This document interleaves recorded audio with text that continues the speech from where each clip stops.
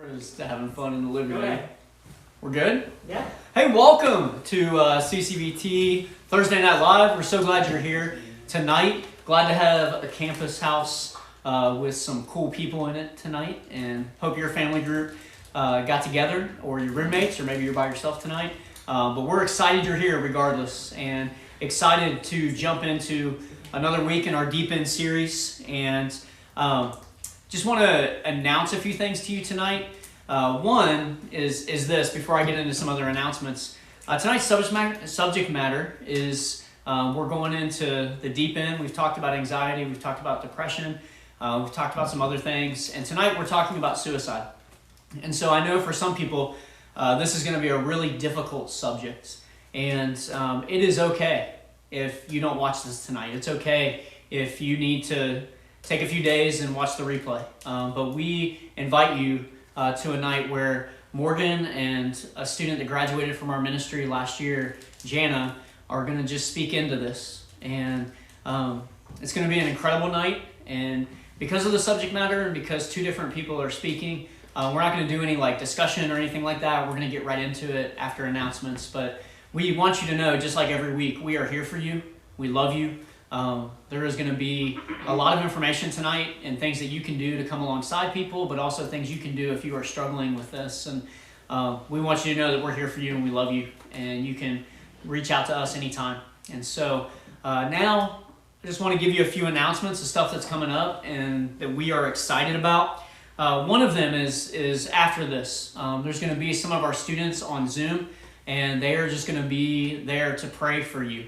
You can also reach out to any of our staff, texting us if you want someone to pray with you or talk to tonight. And so jump into that, and you could just pray with some people after this. Also, we go to a church called Belmont Christian Church on Sunday mornings. We'd love for you to join us there. We meet here at the campus house at 10:30, usually leave about 10:45 to go to the 11:15 service at Belmont Christian Church. We'd love for you to join us and bring friends. You can come to that. If you are looking for a church more in the Blacksburg area or just trying to find a place, come and talk to us. Let us know, and we'll try to find a place for you and help you find that church family on Sunday mornings. We also have Bible studies going on throughout the week, and we are excited about that. A lot of our Bible studies are going through Genesis, and they're just amazing. On Tuesday night, the girls meet here at the campus house at 7 o'clock with Morgan, and on Wednesday, the guys meet here at 7 o'clock with Brandon. And then there's a Zoom Bible study going through Genesis that I lead on Zoom on Wednesday nights, and women's Bible study led by one of our students, Beth, on Monday nights at 7 on Zoom, that is just going really well and going through women in the Bible. And if you're a Radford student and you're watching this, tomorrow we're going to have our first Radford Bible study. Yeah, some people excited about that, at Radford Coffee Company at 12:30. We're going to meet there, have some coffee, and start a Bible study. Also, there's a group that runs together on Saturday mornings. They meet here at 9 o'clock at the campus house, pray together, and then they run with one another. And then also, we are doing some different service projects over the next couple months. And one of them is we're raising money for a food pantry, a food bank that just helps people in the area who are in need of food. And on our Venmo, our Christ Church at Virginia Tech Venmo, you can give to that, and all that money is going to go to buy food for the food pantry. A couple of our students are heading that up, and there's also a jar here at the campus house that you could bring cash and put that in there to help. And so that'll be awesome. And then the last thing, I'm wearing my Christmas jacket, and I'm really excited because next week on Thursday night, we're going to have another Throwback Thursday. It's going to be the Christmas edition, November 12th. 6 p.m. for dinner, 7 p.m. for worship. We're going to have everything together. All the family groups will come together. We did this about a month ago, and we are really excited to be able to use Belmont Christian Church again and come together and worship and finish up our Deep End series at Belmont all together. So that'll be next week. Break out the ugly Christmas sweater. There's going to be a contest for the best Christmas outfit, and it's just going to be an awesome night. I heard we're going to throw out Christmas tree cakes and candy canes from the stage. I don't know. There's just going to be, it's going to be Christmas in November because a lot of you guys are going to go home for Thanksgiving and stay home. So we're going to have a big old Christmas celebration at Belmont next week. So That'll be awesome. Anything else I'm forgetting? Nothing? Awesome. Well, we want to give Morgan and Jana a bunch of time to be able to speak into just the topic of suicide. And our prayer is that this will be a message of hope and just a message that will help you and help other people that are going through these things. And so right now, Morgan's going to come up and Haley's going to come up and pray for Morgan before she begins to share.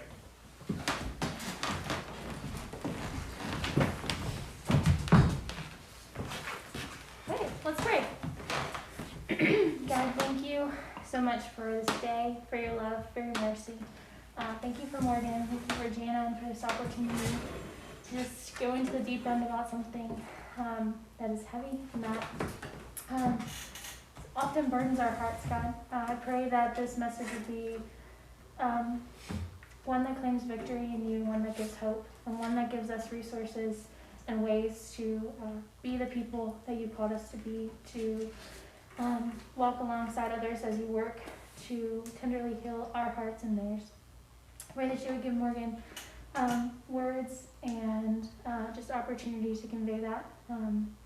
Pray for everyone that is listening and hearing this message, God, that they would know that they are not alone. We love you. In Jesus' name I pray. Amen. Thanks, Haley. Yep. All right.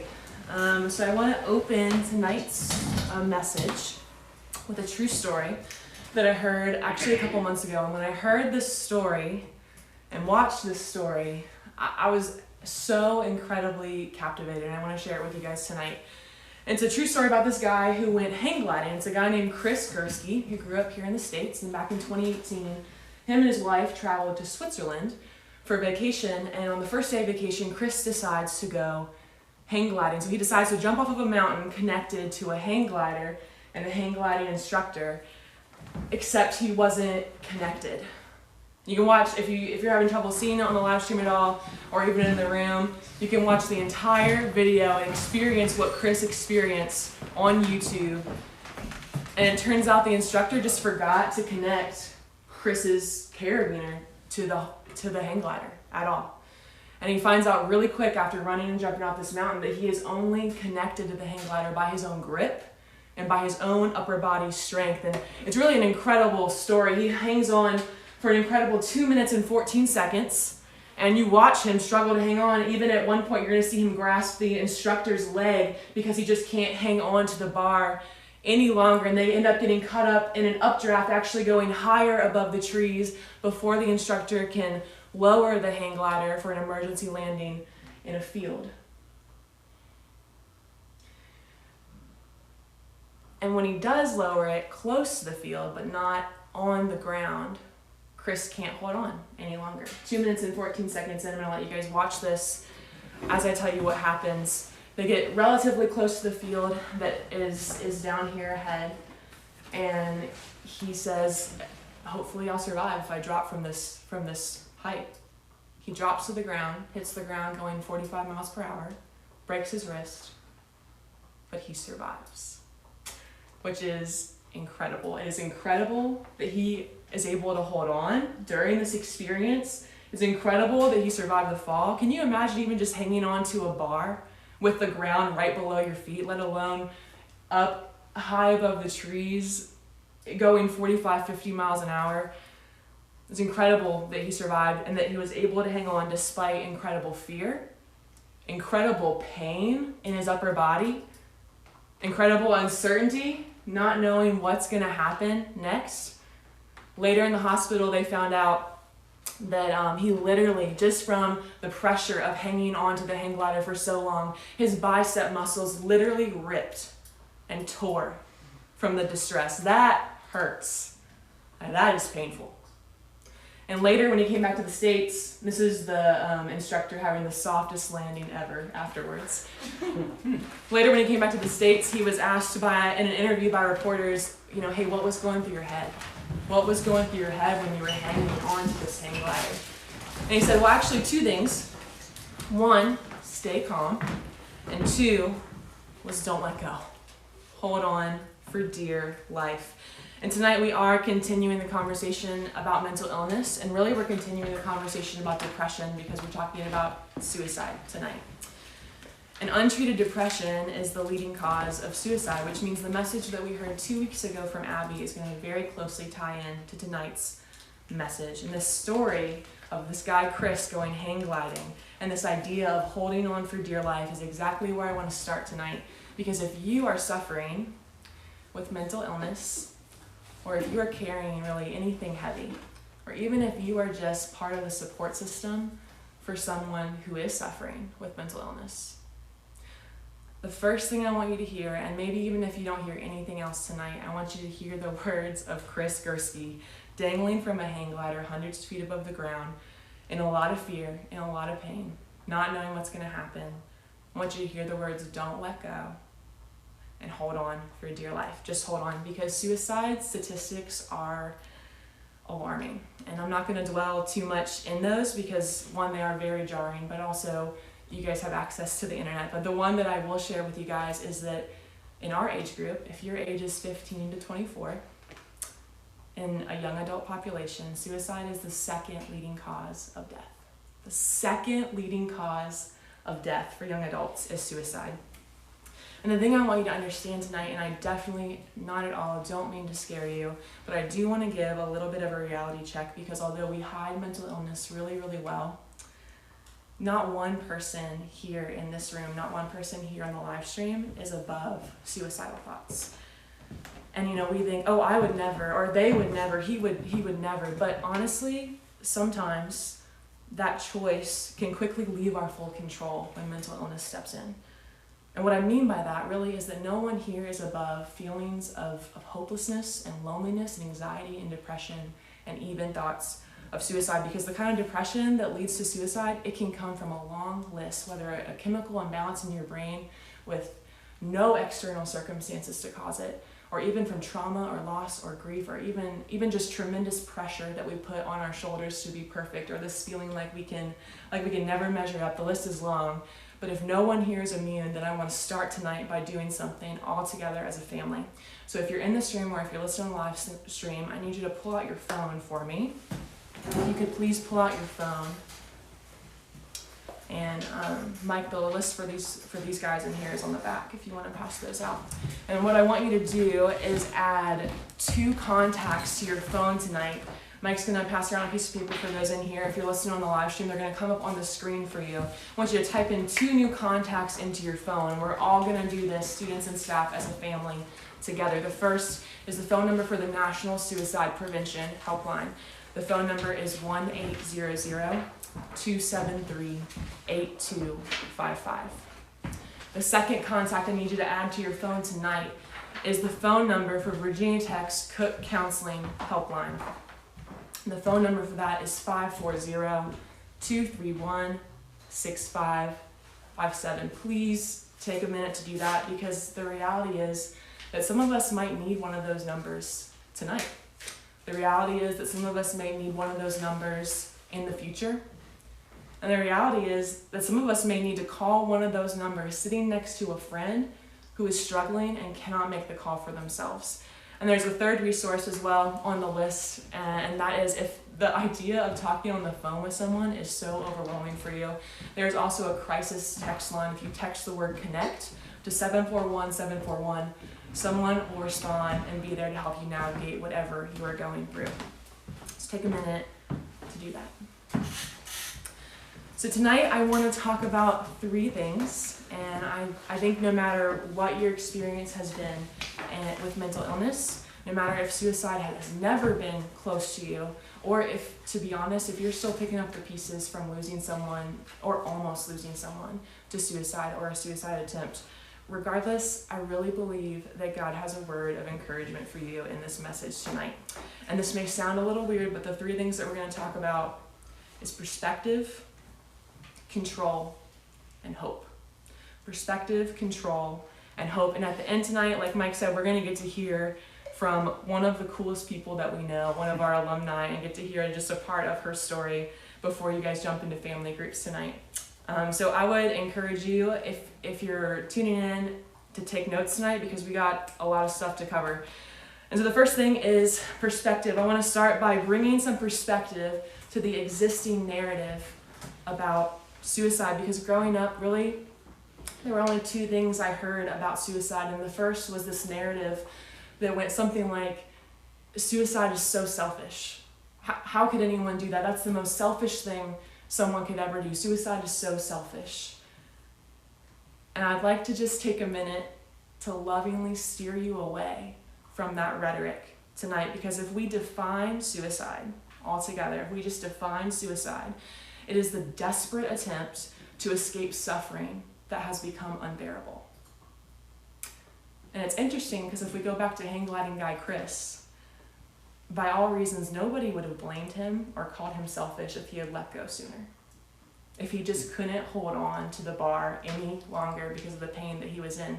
And mental illness is so much trickier because you can't see it on an x-ray, you can't see it on an MRI, but it is still unbearable pain all the same.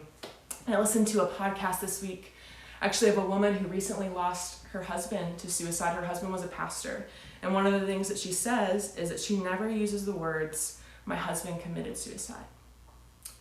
Because she says, my husband would have never chosen that. He would have never chosen that end. She says, my husband died by suicide. And I think our wording in matters of life and death matters so much. And even just the simplest shift in wording, doesn't that also shift the blame from the person to the disease? Because the reality is that many that died of suicide would have never chosen that if they were thinking clearly. The only reason they lose their life is because mental illness has robbed them of their mind. The second narrative I've experienced about suicide is actually in the church, and it's when the church makes the issue of suicide all about salvation. This may be a little bit uncomfortable, but I'm going to try to be as honest and practical as I can tonight. It's when people ask or wonder, well, if someone commits suicide, don't they go to hell? Because isn't that technically murder?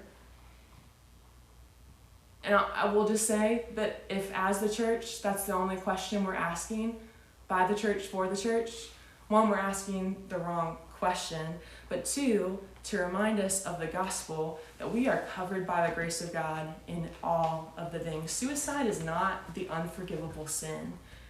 What determines your salvation is if you had a relationship with Jesus. Always.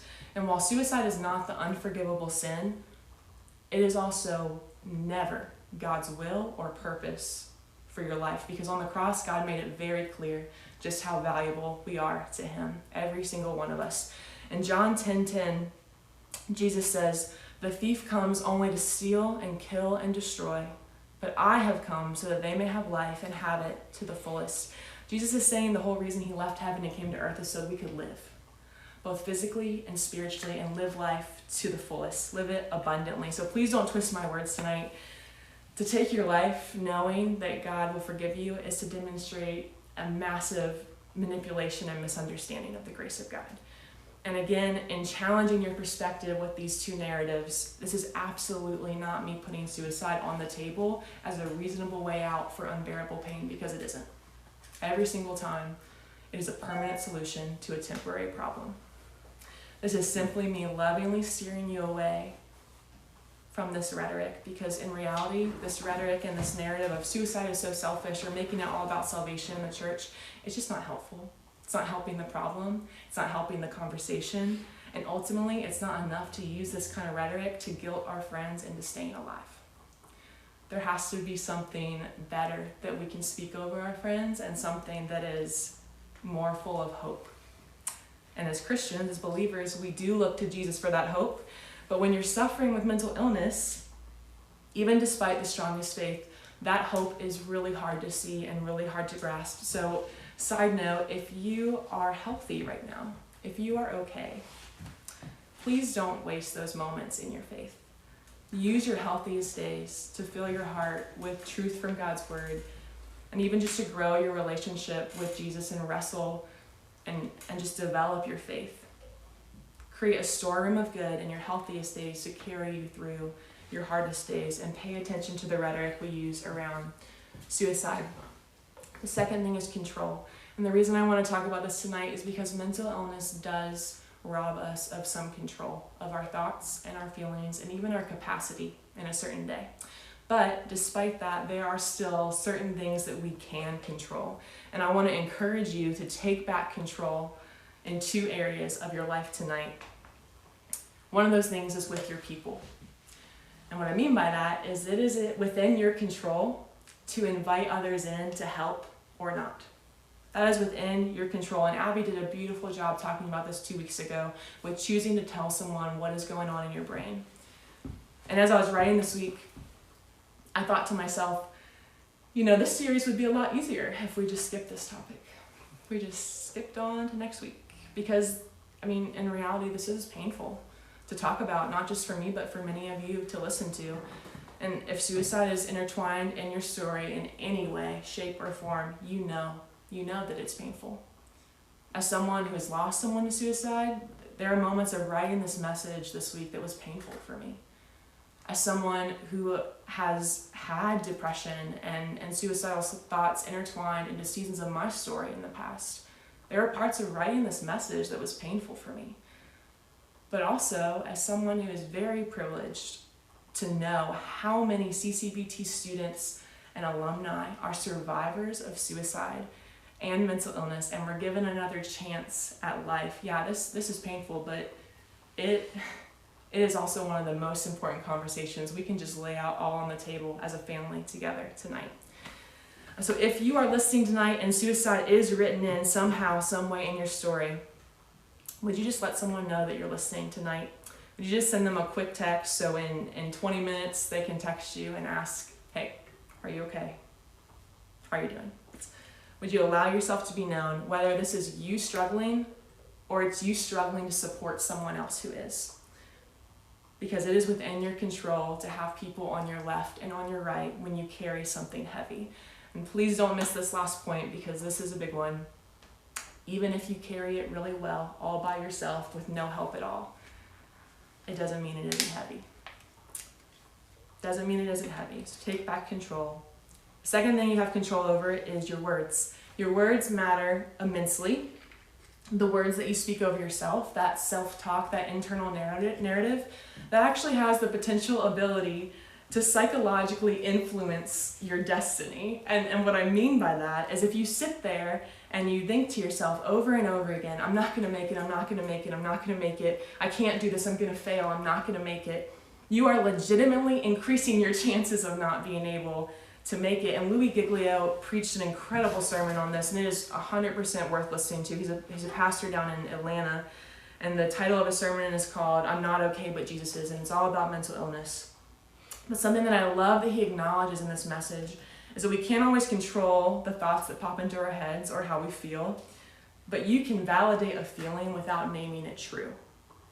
And what he encourages in his message is just for us to finish the sentence of what we're declaring over our life. Instead of, I'm not going to make it, it feels like I'm not going to make it, but I am. Finish the sentence over your life and declare something true, declare something good, even when you don't feel it. You may not have control over everything, but you have control over the words you speak over yourself. And you also have control over the words you speak over others who are suffering. And this one's really tricky because words matter so much. But when one of our friends is withdrawing from social situations or expressing really concerning thoughts or going through mood swings, which are all potential signs of depression, those are the times we often withdraw our words. Because, mood swings seems like they kind of have an attitude problem. Or if they're withdrawing from social situations, they're not making time for me, so I'm not going to make time for them. But it is those exact moments when we need to lean in with grace and understanding. And I want to be very, very clear here. Please be wary of the expectations you put on yourselves as a supportive friend. Because being a support system for someone, if we're being very honest tonight, can be exhausting. It's the kind of exhausting that we would gladly run towards because we love our friends and we want them to be okay. But you have to acknowledge that emotional fatigue is a real thing. And I don't know how to say this next line less bluntly, so I'm just going to say it the way I'm thinking it. And that is, it's not your responsibility to keep your friend alive. It's not your responsibility to keep your significant other alive. You cannot breathe for them. You cannot make the choice to live for them. That is a weight that is never meant for your shoulders, but it's also a weight that you can't carry, even if you tried. It's not a healthy or fair expectation to have when you show up for your friends, but one that is healthy and fair is that you pay attention to your people, and when you are worried about one of your friends, would you just choose to bother them?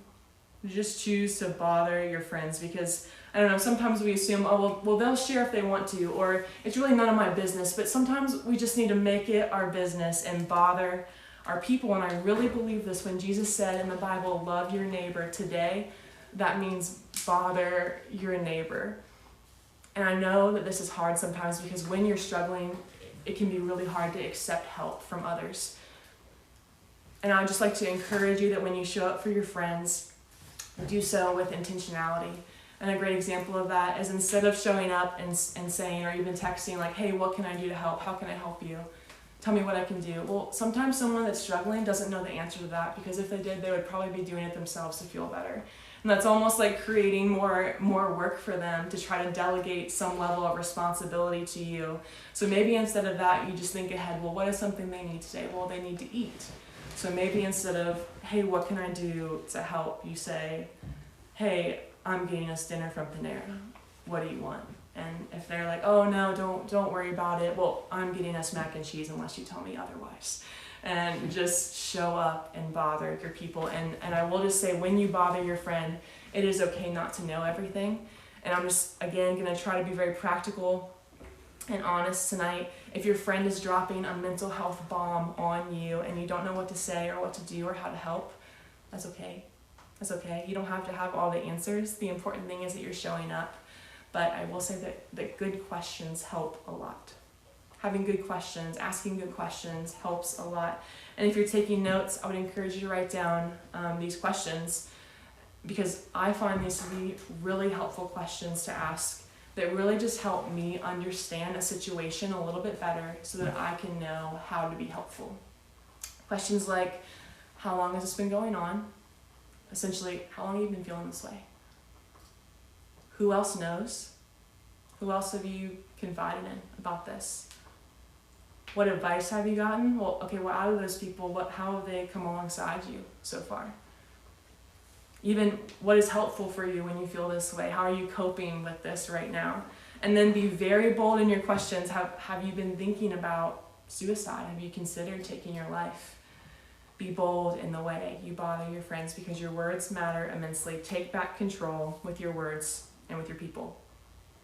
And whether you are struggling with anything, big or small, tonight, or you're supporting someone that is, the loudest thing I want you to hear tonight is that you are not alone, and you're never meant to do this alone.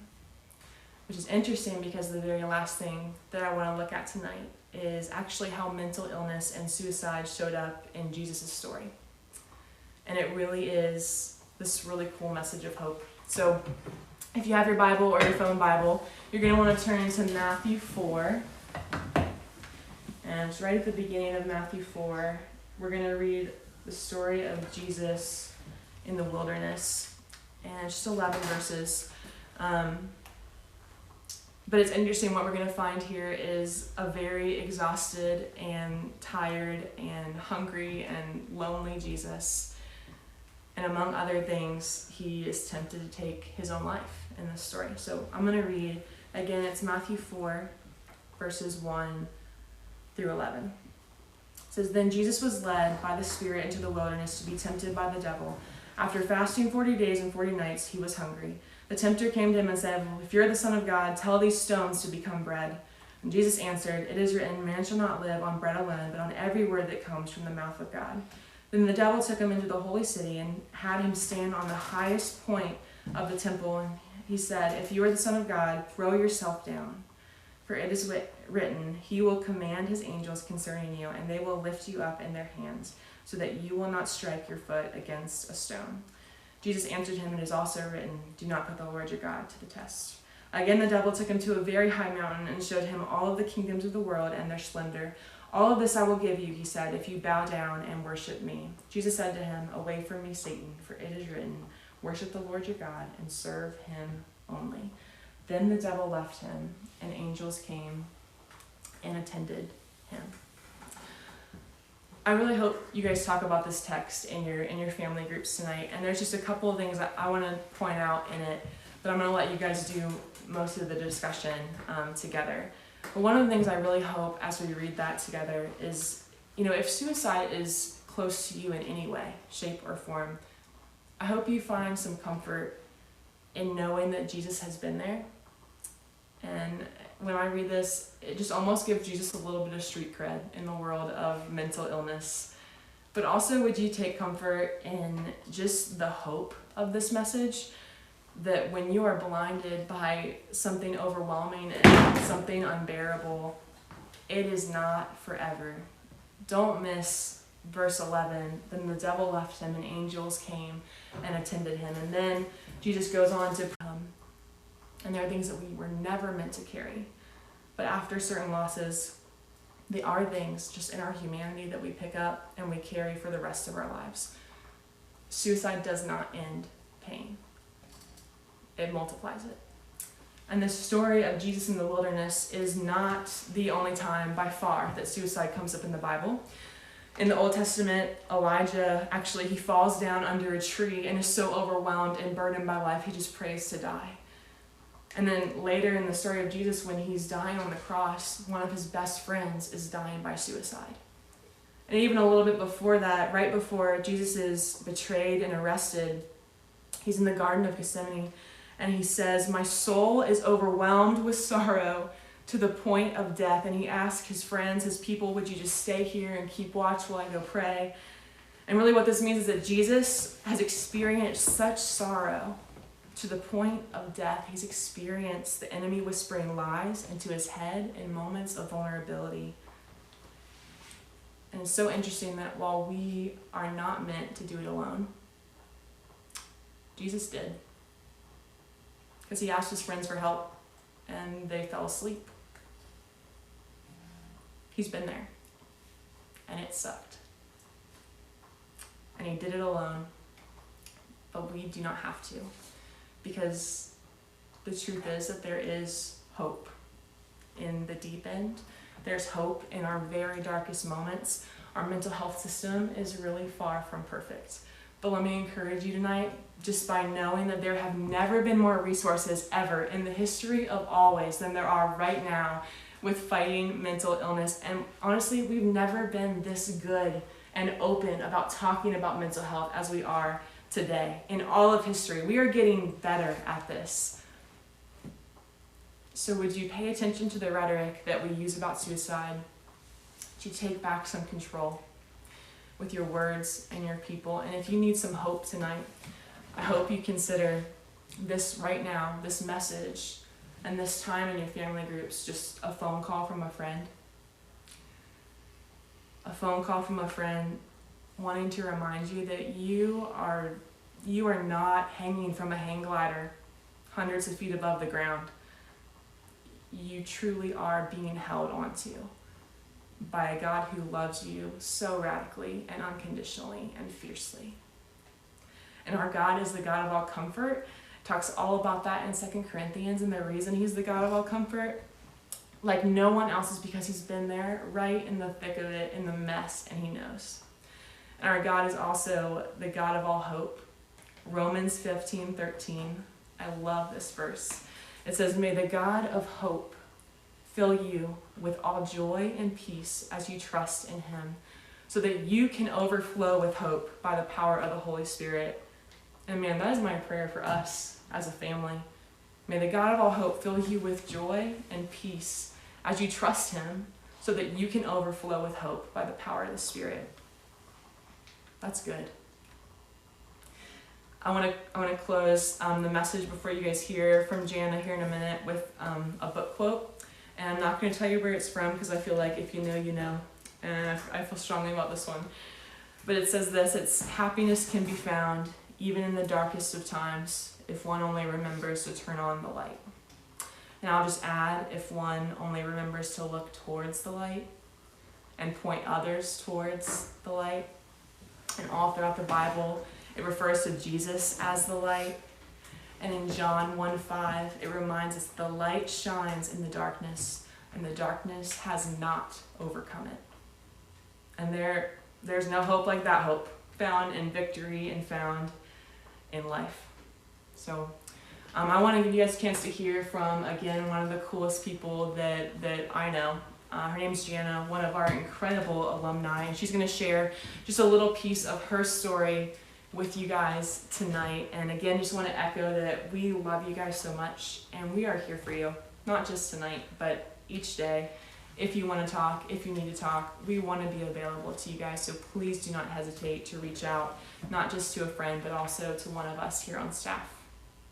But yeah, here's Jana, and after that, you guys can jump into your family groups and talk.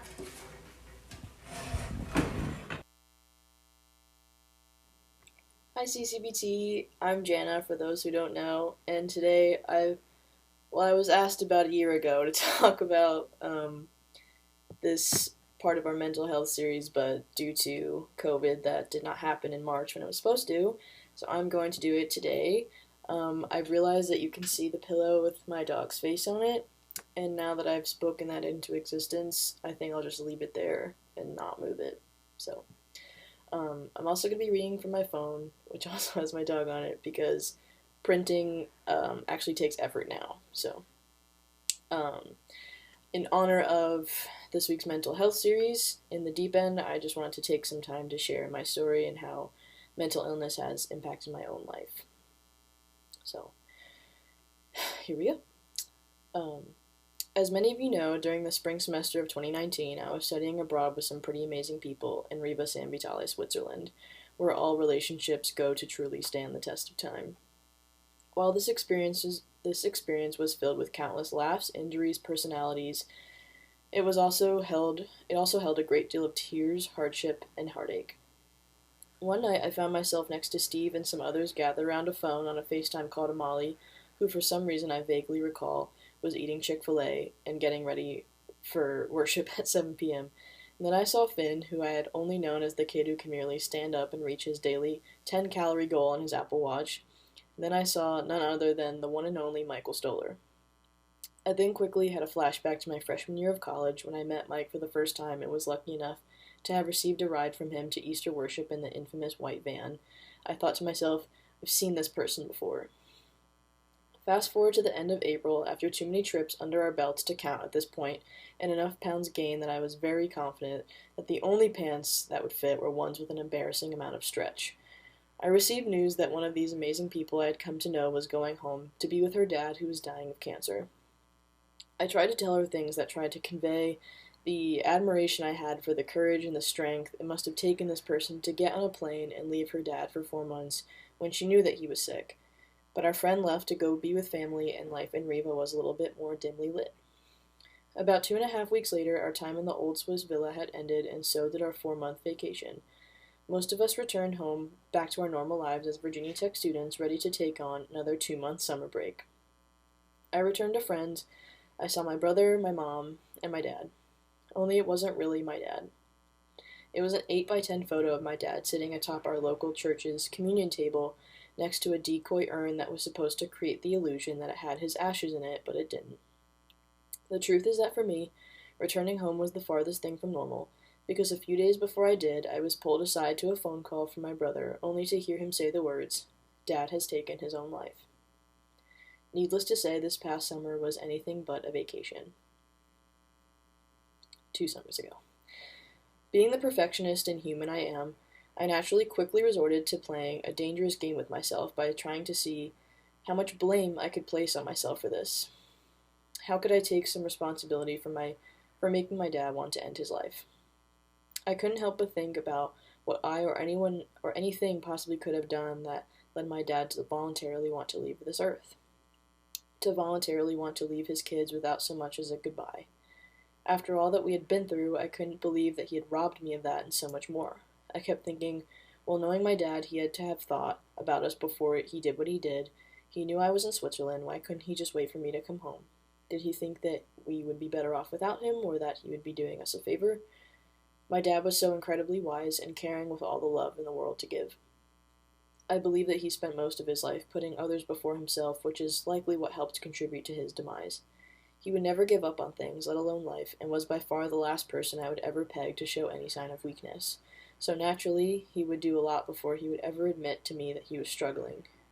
My dad was so brave and such a light on this earth who had experienced more hardship than any good person deserves in one life. It was a privilege to be supported by him, to say with complete confidence that he would do absolutely anything for me, to be loved by him, and to make him proud, especially as one of Hokie Nation's most prideful dads. I believe him to be the reason why I am kind, honest, empathetic, why I see him in my reflection every day, and I know he is the reason why I always feel obligated to make sure the garage doors are shut each night. My dad was born to be a dad, to love my brother and I so deeply that at times I found myself questioning what love even was. I saw this love in his hugs that gradually got tighter at the end, his texts, when he forged Santa's signature to validate the existence of this fictional being. Really sorry if I just spoiled that for anyone. That is love.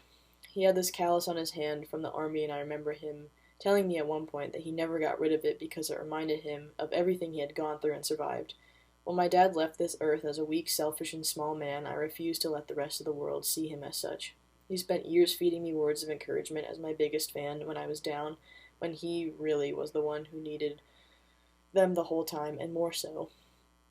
I spent the last year and a half filled with anger, hoping for someone to come up to me and just tell me that he deserved it, honestly, just so I can have an excuse to hit someone.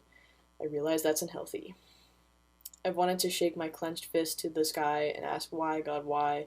Why me? What did I do to deserve this? Am I selfish for wanting him to come back? Or was this just the inevitable fate of someone who faced depression for most of their life? But then I found CCVT again, one September evening with one fiery, friendly redhead. I recently stumbled upon my old calendar and had even written Steve's ministry dinner in the box for Thursday, September 5th, 2019. At this point, I had met Mike Stoller 3 different times, and I don't know about you, but this just seems like some sort of anomaly. I remember feeling instantly at home knowing everyone when really I maybe only knew a handful. Hearing Mike say things like, "You belong here and we love you," felt like a safety net underneath me, and on this night, as we began to sing, as odd as it sounds, I remember smelling my dad, and I knew that there was something special about the place and the people inside of it.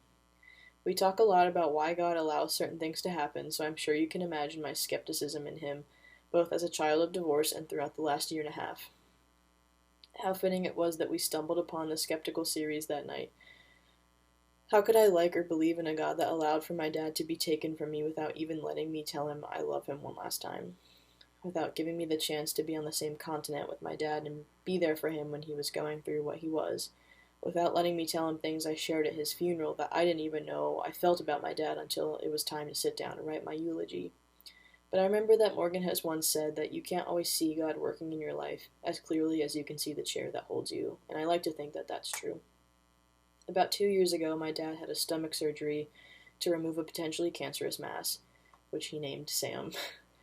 He told me that days before his surgery, he paid a visit to our local church to pray that it went well, but I guess God interpreted this as giving him what he needed in this instance only, but not what he needed to be washed of everything else that was weighing him down. I hope that God is now giving and will continue to give my dad everything he needs to be happy, healthy, and free, that my brother and I could not give him. My dad had another child from a previous marriage who he lost all touch with and who my brother and I have never met. As it turns out, my brother met her a few months ago for the first time, only to learn that she had lived in Boston for many years. My brother currently lives in Boston, and that she is a health and nutrition coach. I am currently studying to be a registered dietitian. So if anything, I'm glad to know that not only have I invested upwards of $150,000 into the right major, but also that to some degree I was born to be a dietitian. For me, it's hard to put into words how grateful I am to have crossed paths with, yet again, Mike Stoller, who is simply put the most kind, warm, and grounded individual I will forever be grateful for having met. I never realized how often parents are brought up in conversation until I lost one. Sometimes I think of just telling people that he was sick, while not entirely a lie, but sometimes it's just easier. Sometimes I mentally don't have the energy to unpack all of that onto someone else. And to give you an idea, I currently live with 3 roommates who have no idea what happened to my dad, nor what my family and I have been through. And grief is extremely twisted. It can be so sensitive that something as seemingly insignificant as a Criminal Minds episode where Derek Morgan's dad comes back to speak to him from heaven sent me into a pillow full of tears, and I believe it to be part of the reason why Kobe and Gianna Bryant's deaths hit me a little deeper than they normally would have. And arguably the worst part of it all, I've already gotten a glimpse of passing life milestones that my dad will never be here to witness, and I don't really like what I see. Seeing me graduate college would have been, without a doubt, one of the happiest moments of his life, but COVID took care of that one. I also had to learn how to internally deal with this new ear and heightened sensitivity that I had developed for hearing people jokingly say that they wanted to kill themselves. How to maintain relationships with and give grace to people I care about who say these terrible things that just make me want to explode and resent them. I am ashamed to live in a society where people every day use the idea of someone voluntarily wanting to end their life as means to elicit laughter in others. But it's not just the people in my immediate environment, because if you've ever seen the show Friends, Grace and Frankie, or any show for that matter, it's joked about there. Kate Spade, Robin Williams, the host of Love Island, suicide is all around us every day. If you've ever ran a basketball court from baseline to free throw line and back, then you have already been exposed to the idea of suicide. There have been too many times when the jokes are made and when I justify them to myself by saying, they didn't know about my dad, it's okay. But I shouldn't have to do that. I shouldn't have to make excuses for people around me saying these things that are wrong to say, whether my dad was a victim of suicide or not. So I stand before you today as an advocate for my dad and everyone else who has been lost to suicide. My dad is not just some statistic we grieve for and then forget about. He would have wanted me to use his death as a way to teach and inspire people, and I like to think I've done that here tonight. Please know that you truly never know what the person to your right or left or anyone is going through. They say that depression can disguise itself in many different ways. About a week before my dad ended his life, he had texted me saying, "Looking forward to seeing you." And then about a week later, he was gone. My dad has worked from home for most of my life, long before COVID's time. The loneliness and isolation we have all recently felt, on occasion as a result of a global pandemic, plagued him almost every single day for years. And he suffered in silence for years. So I wanted to end with a call to action, so to speak. First, be mindful and smart around people whose journey you could potentially be making immensely more difficult through something so arbitrary as language. Recognize the weight your words can have. A lot of my sadness over the past year and a half has stemmed from holding on to words or jokes about suicide that people close to me have said. Don't put someone else in the situation of having to choose between uncomfortably correcting you for that inappropriate joke and going home and crying because they were too scared to do so. If I've learned anything, it's to recognize the people in my life who make this journey easier and dismiss the people who don't. I'm happy to say that CCVT has made that cut. Please know that no matter what you are going through, there are people in the room you're in on this earth who love you and would be shattered without your presence. Let whatever you're going through be your callus, and let it remind you of all that you've gone through and how you survived it enough to be sitting here today. Talk about someone's past loved one in the present tense. You have no idea how much it will mean to a person for you to let them know that you still acknowledge their deceased parent, friend, sibling's existence amidst them being reminded that they're gone time and time again. If you're currently struggling or have struggled with any of the topics in this Deep End series, take a moment every now and then to tell yourself, I'm proud of you. Since I often forget to do this, I got it tattooed in my dad's handwriting on my wrist, but you can also just skip the needle and remember. One of my biggest pleasures was being someone my dad was excited to tell other people about, so I continue to live by and be something that would bring my dad so much joy. Next, tell the people you love that you love them, because I promise your mind will be riddled with guilt and regret if you don't. I always thought that I would have my whole life to mend my relationship with my dad, to be an adult with him, to have a legal drink with him, to laugh more with him, and to get to know him more, but don't assume you have more time than you actually do. Lastly, I want to say thank you. My dad lived for my happiness, and this community has played a big part in rebuilding that, amongst other things.